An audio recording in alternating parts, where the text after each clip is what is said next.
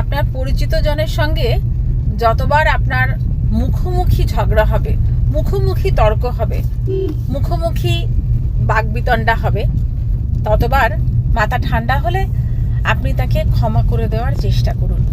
অবশ্যই ক্ষমা করুন। কারণ যখন মুখোমুখি তর্ক ঝগড়া চলেছিল তখন নিশ্চয়ই তার সঙ্গে পাল্লা দিয়ে আপনিও তাকে খারাপ কথা বলেছেন। তাই মুখোমুখি ঝগড়া, তর্ক, এমনকি মারপিট পর্যন্ত যদি হয়ে থাকে, দুজনের মধ্যে রক্তের সম্পর্কই হোক আর রক্তের বাইরের সম্পর্কই হোক, তাহলে অবশ্যই তাকে ক্ষমা করে দেওয়ার চেষ্টা করুন।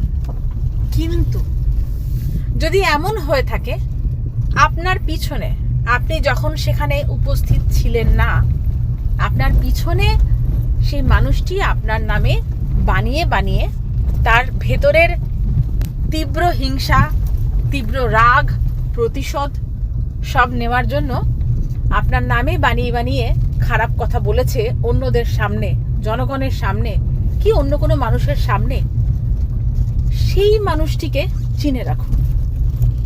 তাকে আর ক্ষমা করতে যাবেন না, তাহলে ভগবান আপনাকে ক্ষমা করবে না। চিনে রাখুন, উল্টে তাকে আশীর্বাদ করুন সে যেন এরকমই থাকতে পারে।